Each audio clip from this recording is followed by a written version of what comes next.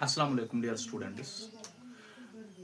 आज के वीडियो में हम इंट्रोडक्शन फॉर एक्सरसाइज 1.2 पिछले वीडियो मैंने भी आधा इंट्रोडक्शन दिया है, लेकिन अब ये कंप्लीट इंट्रोडक्शन नहीं हुआ, तो अब मैं आपको आज फिर से इंट्रोडक्शन इसका दूंगा एक्सरसाइज 1.2 का। मतलब कौन कौन से कंसेप्ट हमें एक्सरसाइज नंबर 1.2 में यूज होंगे।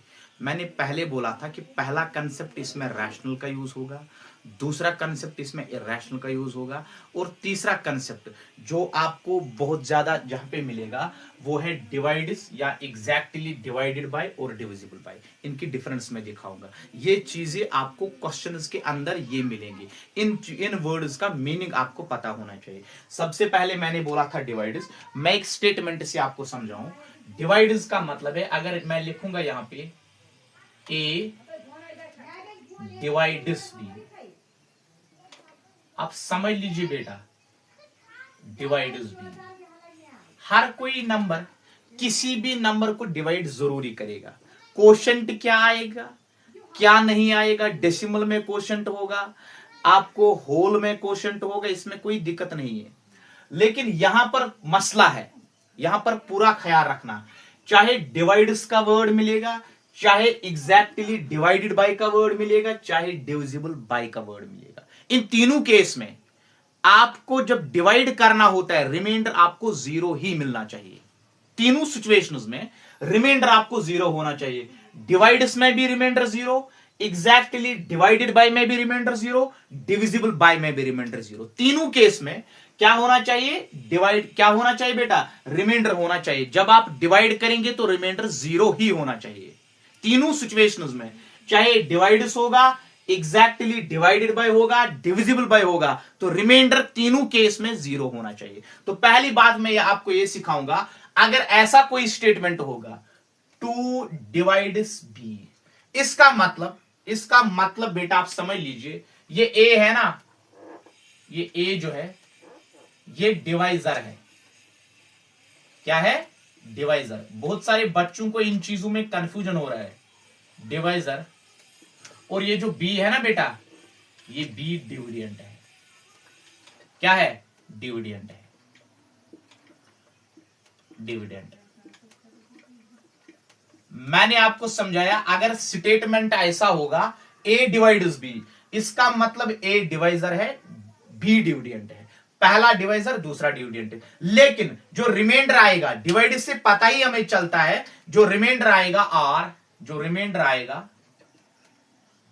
वो जीरो ही होना चाहिए। रिमाइंडर जीरो ही होना चाहिए।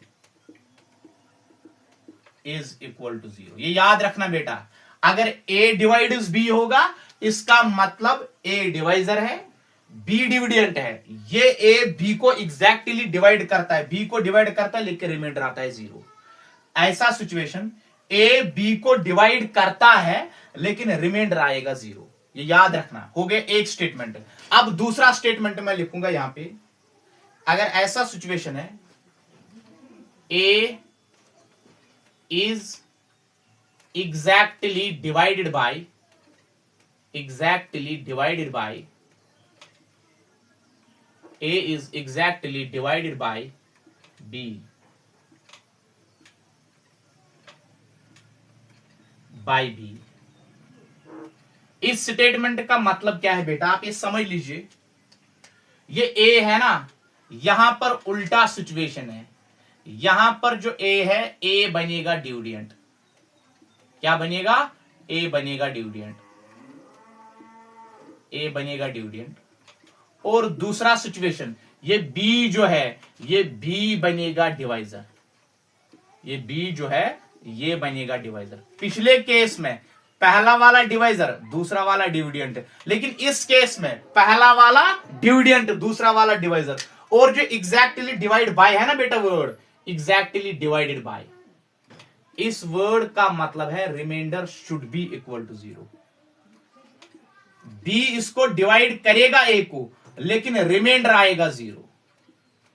Reminder is equal to zero.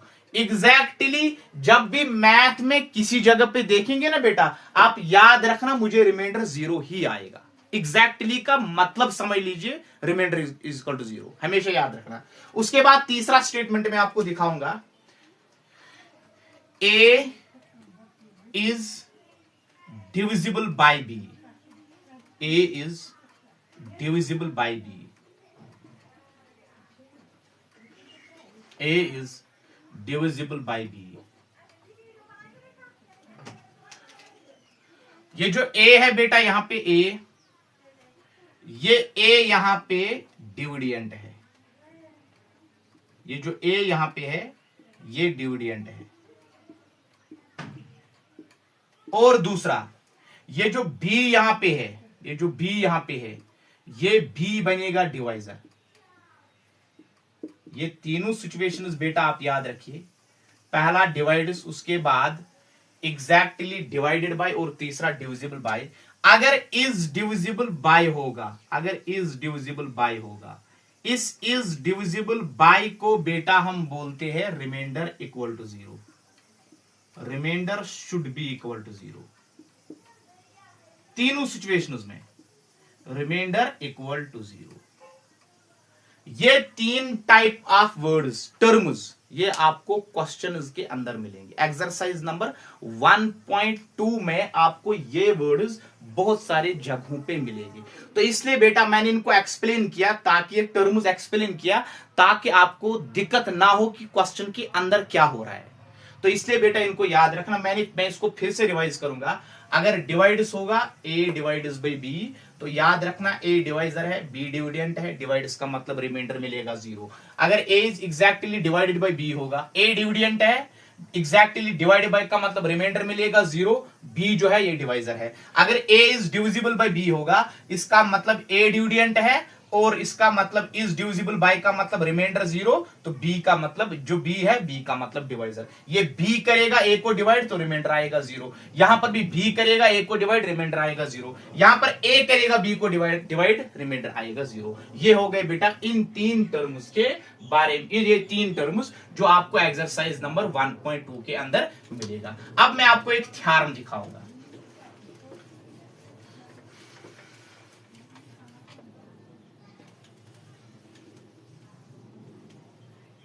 एक थ्योरम दिखाऊंगा। थ्योरम क्या है? Very very important theorem. Theorem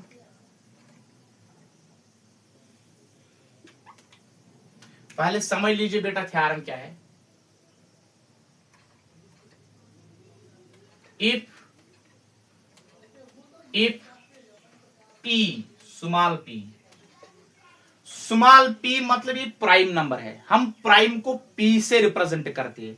if P divides, आया ना वर्ड बेटा डिवाइड्स, जो मैंने अभी एक्सप्लेन किया ना टर्म डिवाइड्स, तो यहां पर भी वही मिलेगा। If P divides A square, A square मतलब कोई भी पॉजिटिव इंटीजर होगा, ए स्क्वायर मतलब कोई भी पॉजिटिव इंटीजर होगा। If P divides A square मतलब पी डिवाइजर है, ये इसको डिवाइड करता है। देन क्या हो सकता है? देन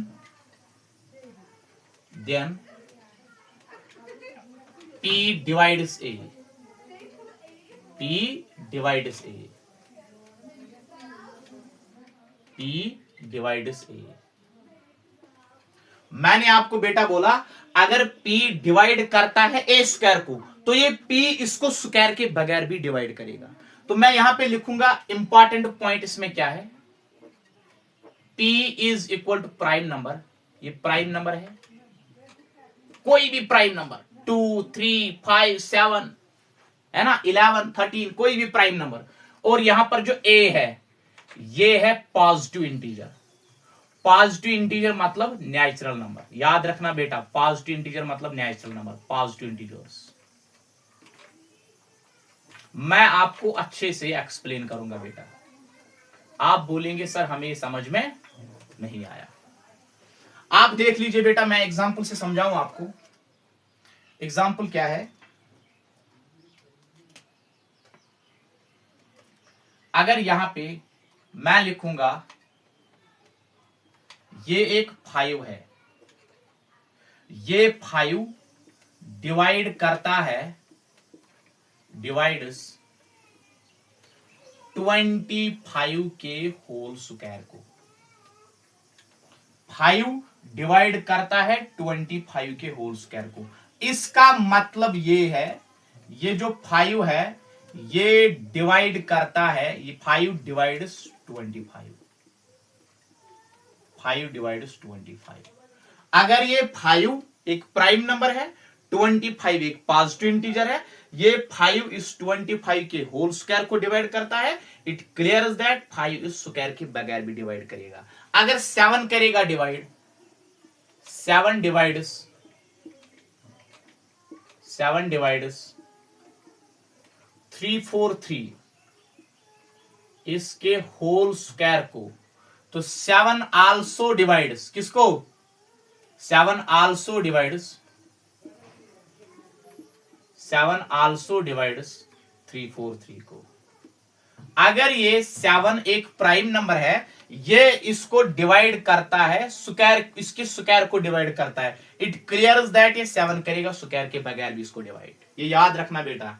अगर 5 करेगा डिवाइड 25 के होल स्क्वायर को, 5 करेगा डिवाइड इसको स्क्वायर के बगैर भी। सिमिलरली 7 करेगा डिवाइड इसको स्क्वायर को, 7 करेगा डिवाइड इसको स्क्वायर के बगैर भी। याद रखना बेटा, ये मत भूलना कि सारस को शायद यहां पे भूल गया, यहां पर तो भूल गया सर को स्क्वायर लिखना। नहीं, ये बेटा थ्योरम बोल रहा है कि स्क्वायर के बगैर भी इसको डिवाइड होता है। ऐसा मत करना कि क्वेश्चन के अंदर आपको मिलेगा, आप सोचेंगे सर को यहां पे शायद भूल गया था स्क्वायर लिखना, उसने ऐसे ही लिखा। नहीं, याद रखना बेटा, ये थ्योरम यहां पे बोल रहा है कि अगर स्क्वायर को कोई प्राइम नंबर किसी भी पॉजिटिव इंटीजर के स्क्वायर को डिवाइड करता है, वो प्राइम नंबर इस पॉजिटिव इंटीजर को स्क्वायर के बगैर भी डिवाइड करता है। ये बोलता है थ्योरम, ये वेरी इंपॉर्टेंट थ्योरम है। इसमें आपको इस चैप्टर में जो दो थ्योरम्स मिलेगा। एक थ्योरम है बेटा, मैंने आपको बोला था कि फंडामेंटल थ्योरम ऑफ अरिथमेटिक्स, और दूसरी थ्योरम ये है। इसके बाद एक और कंसेप्ट जो यहां पे यूज होगा,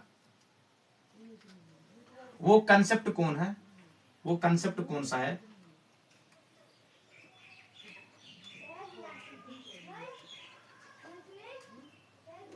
को प्राइम नंबर्स।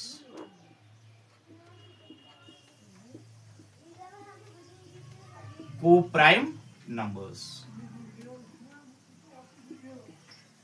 इसका और एक नाम है रिलेटिव प्राइम नंबर्स। इसका और एक नाम है relative prime numbers, relative primes को प्राइम नंबर्स बोलेंगे या आप रिलेटिव प्राइम्स बोलेंगे, ये दोनों सेम है। तो को प्राइम नंबर्स या रिलेटिव प्राइम्स होता क्या है बेटा? अगर आपके पास दो नंबर होंगे, इनको आप कहेंगे कि ये रिलेटिव प्राइम्स है या ये को प्राइम्स है। अगर इनका HCF 1 के बराबर होगा तब हम बोल सकते हैं ये रिलेटिव प्राइम्स या को प्राइम्स है।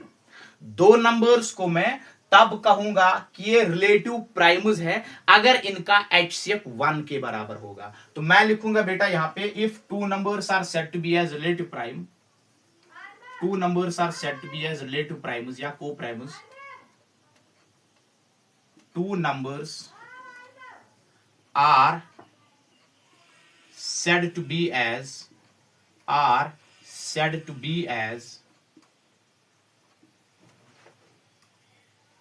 relative primes या co-primes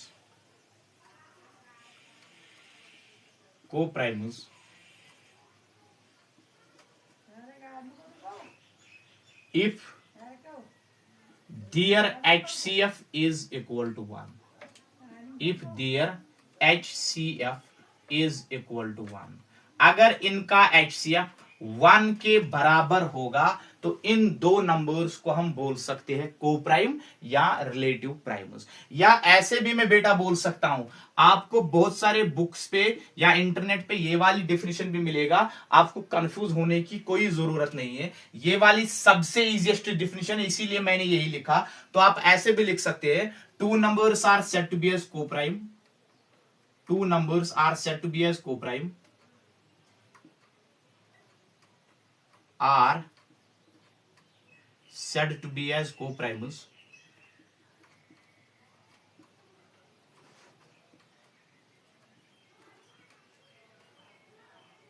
two two numbers are said to be as co-primers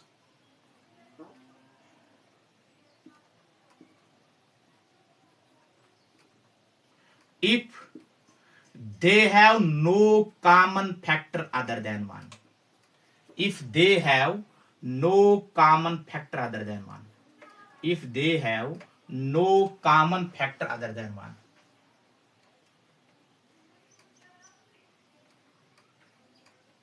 No common factor other than 1.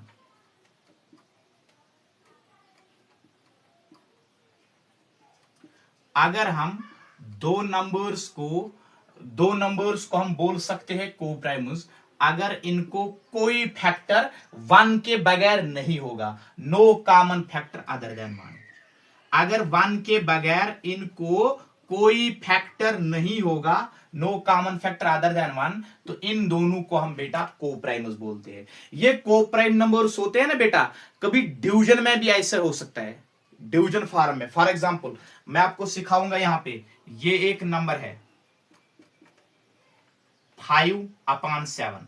ये दोनों 5 और 7 को कसर नहीं कटेगा, तो इसलिए हम बोल सकते हैं 5 और 7 को कोप्राइमस. ऐसे भी हम बोल सकते हैं. तो यहां पर 9/11 इसको फर्दर कसर नहीं कटेगा, तो इन दोनों नंबर्स को मैं बोल सकता हूं कोप्राइमस या रिलेटिव प्राइमस बोल सकता हूं. तो याद रखना बेटा, ये जरूरी नहीं है कि ये दो नंबर किसी भी हालत में हो सकता है. डिवीजन में भी हो सकता है, मल्टीप्लिकेशन में भी हो सकता है, लेकिन जिन दो नंबर्स को कॉमन फैक्टर 1 ही होगा या जिन दो नंबर्स का ऐसे 1 ही होगा, इन दो नंबर्स को हम बोलते हैं ये कोप्राइमस है. ये है बेटा एक और कंसेप्ट जो आपको क्वेश्चन के अंदर सॉल्व करने के लिए मिलेगा. तो इस कंसेप्ट को मैं इसीलिए एक्सप्लेन करता हूं ताकि आपको समझने में कोई दिक्कत ना हो. चलो बेटा, थैंक यू.